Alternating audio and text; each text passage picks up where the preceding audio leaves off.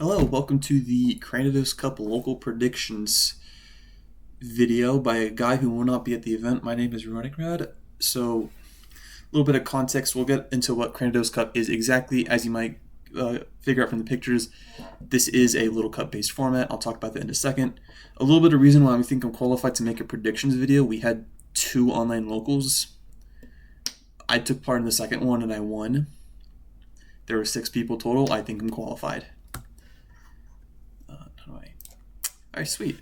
So first off, a little bit of context about what is Cranidos Cup. It's a Little Cup VGC format by PTP. It has which is Little Cup but with restricted choices. It's Regulation G but Little Cup basically. This list will pretty much contain of the following Pokemon. It's Basculin White, Girafarig, Gligar, Mischievous, Murkrow, Quillfish Hisui, Scyther, both regular and Hisuian Sneasel, and Stantler. As you might realize, every single one of these Pokemon are used to be fully evolved and got an evolution at some point. Or they're Basculin, which is kind of funny.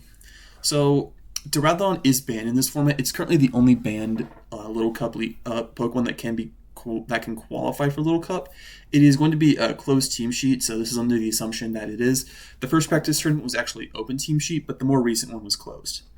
Other than that, it's VGC. Everything's set to level 50. Pokemon limit, Dex limit, all that stuff.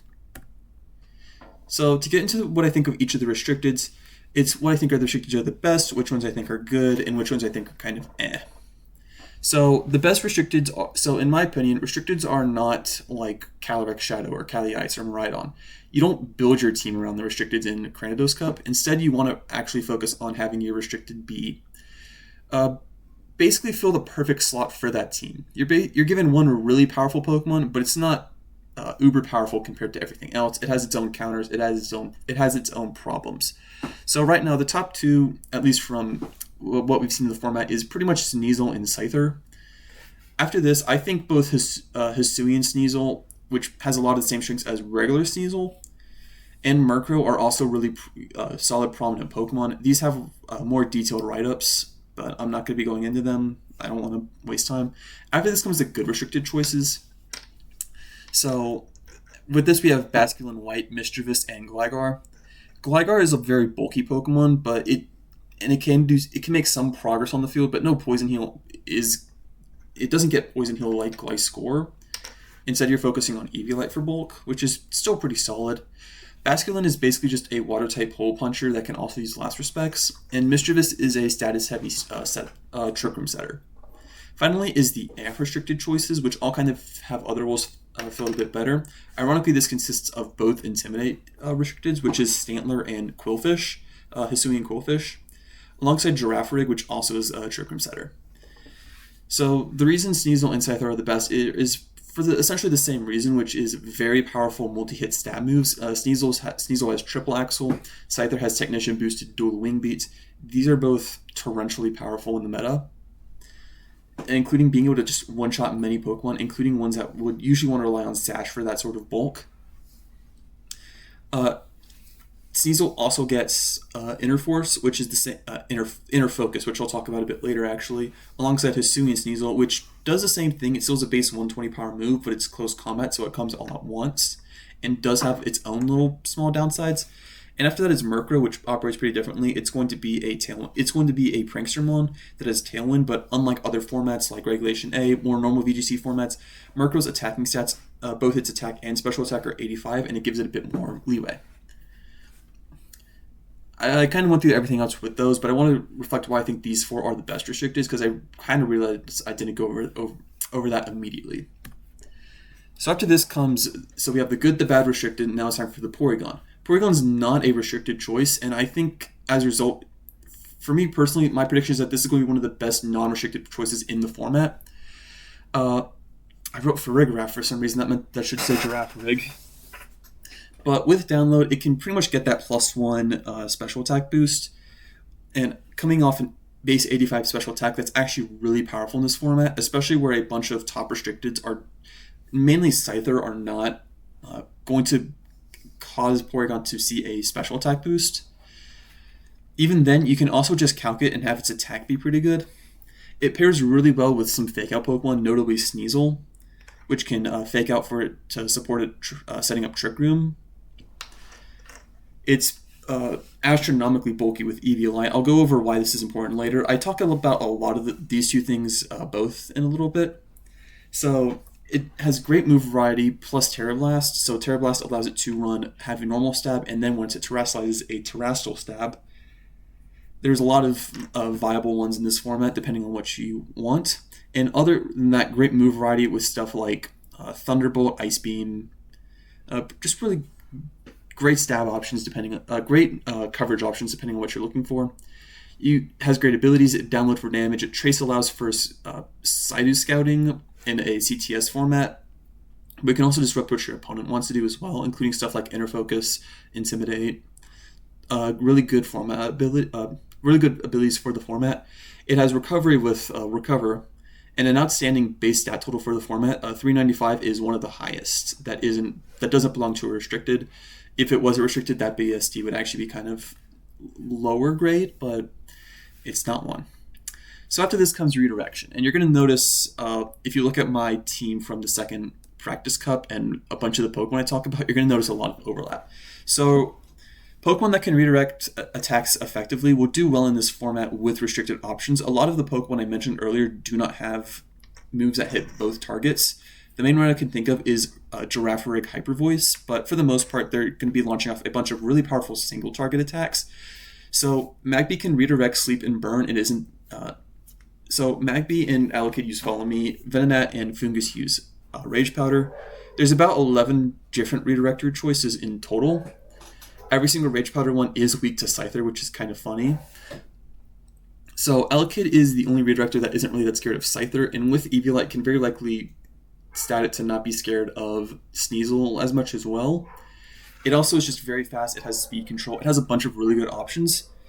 Magby can redirect Sleep and Burn, so it can redirect Burn in a metagame with a lot of physical attackers to keep them safe. Fungus is a Moongus but in Little Cup, and Venonat is the weird one. It's the one, I like it personally, that's why I put it on here, but it can pretty much redirect a lot of the fighting type moves, and it has really accurate sleeps with Compound Eyes, so I think we're going to see I think redirection is going to be pretty big. It was already pretty big before, and even then you see a lot of variety in the redirectors, so I don't know. I think redirection is going to be really prominent. Speaking of those fighting types I talked about with Venonat, I think fighting type non-restrictors are going to be one of the best, more consistent team options in the tier. Most fighting types are just going to be able to be slot onto a team really well, and I think we're going to see a lot of prominent fighting types. Now, you're going to notice 8 on here. A couple of these are stretches. The big four, in my opinion, are Mienfoo, Timber, Scraggy, and Riolu.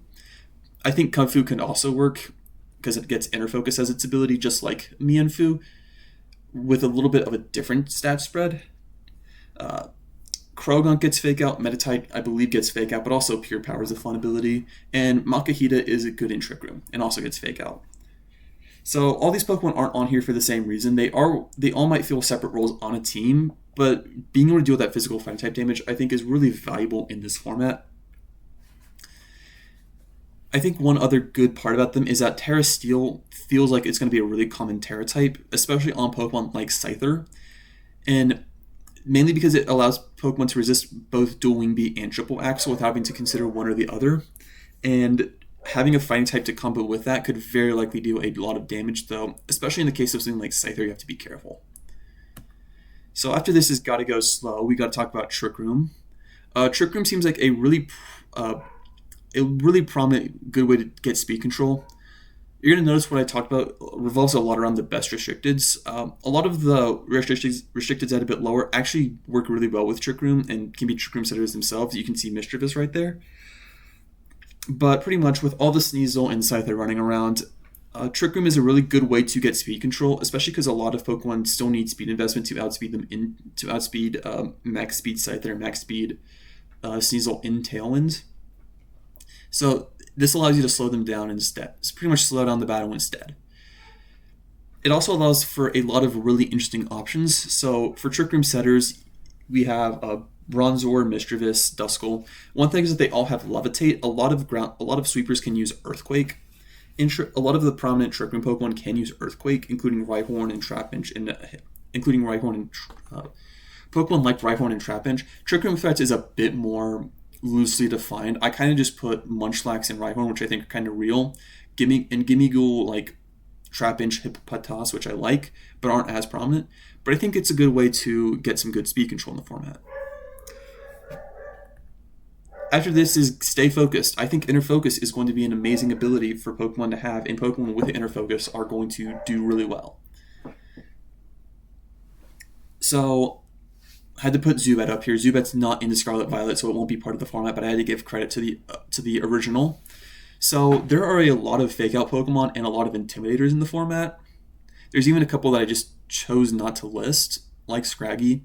But Fake Out is such a wide list with such a variety of Pokemon that slot into teams, including some Pokemon that are on this slide, like Sneasel. And of course, there's Litten, which gets both Intimidate and Fake Out. Inner Focus pretty much means you aren't slowed down by flinches, and you aren't slowed down by flinching, and you aren't slowed down by Intimidate, which means a lot of your physical attackers can go and do really well. So I think we're going to see Pokemon with Inner Focus as their ability do pretty prominent. Most teams will have one. Mudbray is a really prominent Pokemon outside of it, and I think it's just an absurd ability for the format, and it's going to do super well. Finally, for this last slide, I'm going to talk about some items that I think will do well. First up is Eviolite. This isn't as much a prediction as it is a fact, honestly.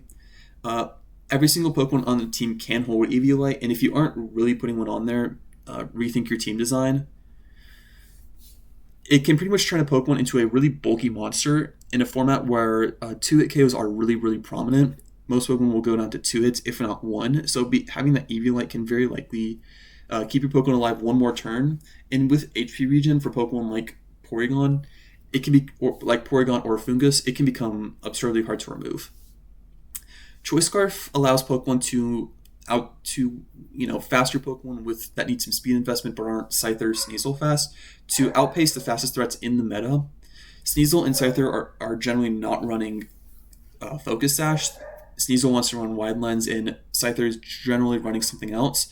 So surprising them and allowing them to try to OHKO with Pokemon like Glimmet is one that comes to mind. Mienfoo is one that comes to mind.